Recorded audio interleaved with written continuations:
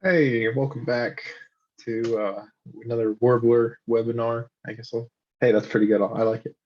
So this time I want to give a quick little check-in as a good incentive to let you know that stuff's slowly getting done. One of the things I want to talk about starting out is that I posted a while back on a Facebook group, got a nice little comment from someone, and I'll just read it here. Why LSA? After medical reform, there isn't much reason for LSA. And it said, because most all LSAs look exactly like each other, which allows me to interpolate between existing designs. This is safe, responsible engineering. And he says, tags me and says, interpolating between designs based on looks is the opposite of safe and reversible, responsible engineering. And I said, not on looks, but on structure. I also check existing designs, therefore that I am meeting at least their safety margins.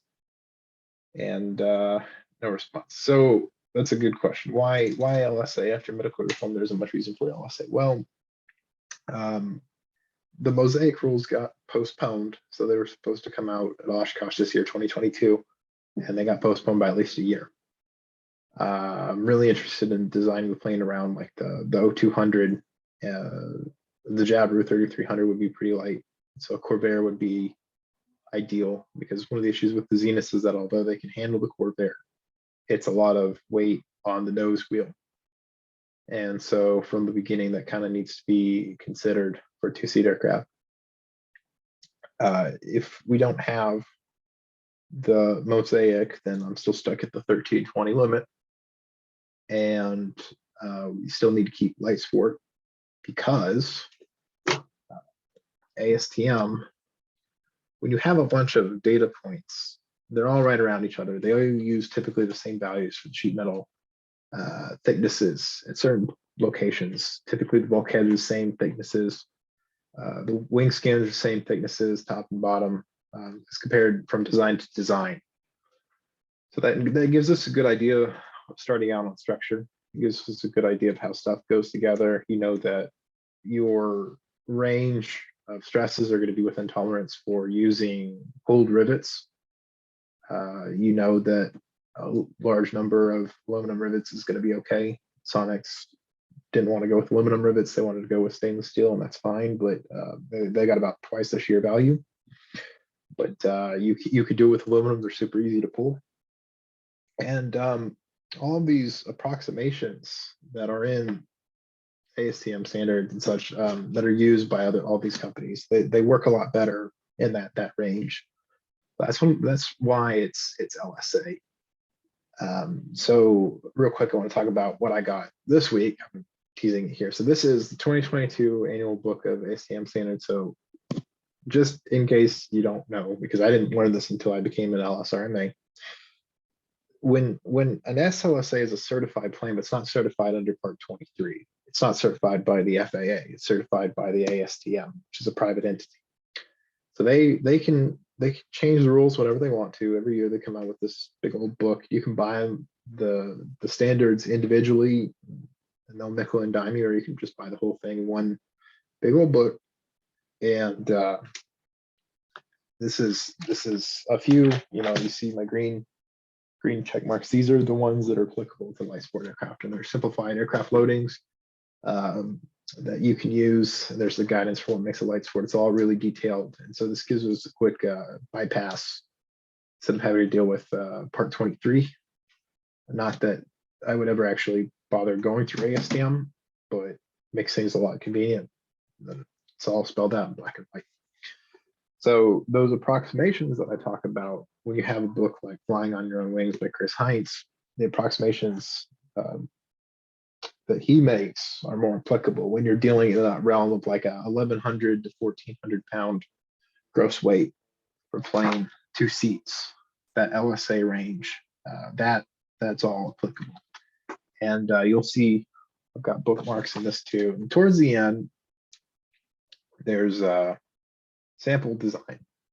And there are a lot of typos in this book, and it takes time to find them all. And that's why this process goes so slowly, because you're walking through an example and there's just typo after typo, or they don't include units and you don't know what kind of units you're working in. And he'll mix and match units all the time. It's the biggest pain in the butt.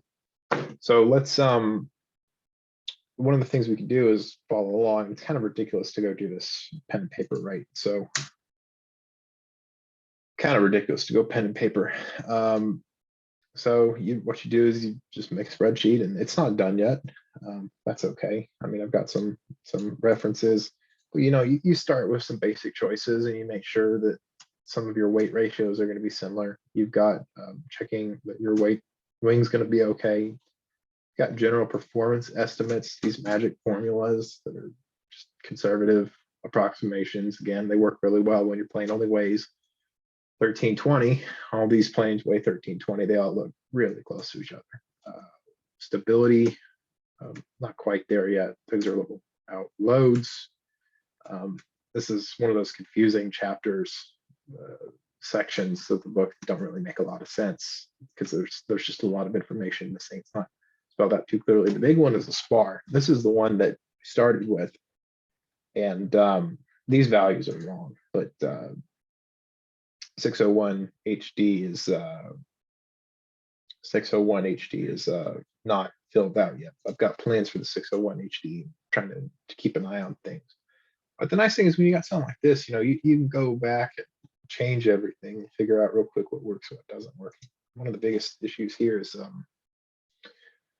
I can check margin of safety. Again, these are already conservative approximations. So, something like a 17% margin of safety is top notch, fantastic.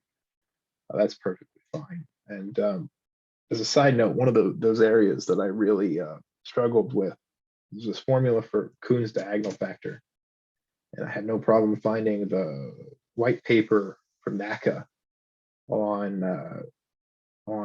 the Kuhn's diagonal factor for curved webs, but a spar is not a curved web, right? It's a flat web, flat piece of aluminum. So that formula actually turns out to be a Tanch half log base 10 of your tau ratio.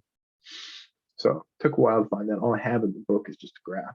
It's kind of an assumption. You don't know what the heck a Tanch function is. So eventually somebody on the Home Built Airplanes forum was nice enough to get back to me and say, is this it? I said, yeah. Then wing torsion, I don't believe this one's done either. Yeah, there's some issues here by the time you start throwing in flaps. Also, like on this FAR one, I haven't considered uneven loading yet, right? We've got pretty good safety margins, but you still got to come back and check the 170% split distribution of lift. So you got fuselage torsion. You've got a moment produced by your tail, and you got to check that your longerons are good enough. Your skins can handle the shear. So that's something to consider. Again, not done. I think this one was pretty close. Spring leaf gear. I also have the EAA spreadsheet. I haven't really thought about what I want to do. I kind of like the idea of the steel tubing. I don't really like the titanium tubing that's on the Sonics because it's too difficult to get hold of titanium. And I know the only issue is that steel is too elastic. You get bouncy. With the spring leaf gear, getting it to bend properly can be difficult. Getting a good bend, you really need to press, and most people aren't going to go buy one. I think it's safe to say that more people would probably have a cheap Harbor Freight welder than that cheap Harbor Freight press. And it's hard to get it aligned properly, even if you do have the press. So, and there's stuff like this, the 74-inch rule. We need to be able to accommodate common utility trailers. It was one of the issues I had when I was trying to get a hold of a 601 XL. They changed the gear design, apparently. That's what I was told from the guy I was trying to buy it from. That sale fell through. But it's just a little too wide to roll up on a common utility trailer. So it's got to be no more than 74 inches across. You need to just be able to roll it onto a typical utility trailer. Stuff like this, small details, that makes the difference. And then the tail. Oh yeah, I was starting to think about seeing if tail spars can support loads, because you got to check that too. So the big old spreadsheet. That's where things kind of start. Everything is done in parametric CAD. I use Onshape. I'd use SolidWorks, but there's no non-commercial license available to me, so that's not super helpful. And Onshape it's good enough. Sheet metal doesn't do well with curves like SolidWorks does, but one thing I want to get across is that the canopy is really expensive, and finding somebody to blow a canopy is difficult. And it's not a big deal to get set up for one, but you got to be geared to do it a lot if you're going to be the only person supporting. So one of the principles of the Warbler design is that no blown canopies. The cool thing that I've checked is that the radius for top piece is large enough that you can use acrylic and cold bend it. It's what the spec sheet says. I don't know, I haven't been able to verify that, but the idea is you should just be able to locally source as much as possible. Even if you got to drive 100 miles into your nearest city or 200 miles into your nearest city, you just that's local. That beats shipping a canopy, which is going to run you a couple $100, and that canopy is probably going to be $1,500, $2,000 with the way things are going right now with kits. So that's a huge chunk of money you spend on fuel. And the way you get around this, you got two options: you can flat wrap, or you can have several pieces.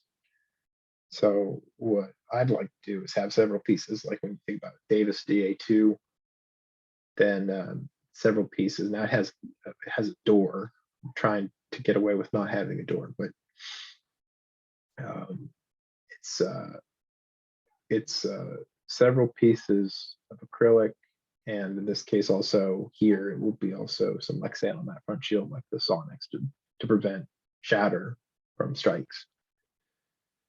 And that'll take care of the window in several pieces. And this also allows us, with that Lexan at least, we'll be able to cut that pretty easily because it should chain pretty well. Acrylic's a different story. But the nice thing is also when it's flat plate, we use the sheet metal tool, sheet metal functionality, we can get a pattern that gets us really close to the point where we can just trim out the rest of the wind panel pieces, windshield, window pieces. That's all I got this time. It's always slow progress. It's not very exciting. A lot of CAD work that you end up doing wrong. You got to redraw it. That's life. And just wanted to give a little glimpse into what goes on in my evenings after I come home from a day of work staring at a computer as a software engineer. I come home and I stare at a computer a few more hours to go do some CAD work. So thanks for listening, and see you next time. Bye.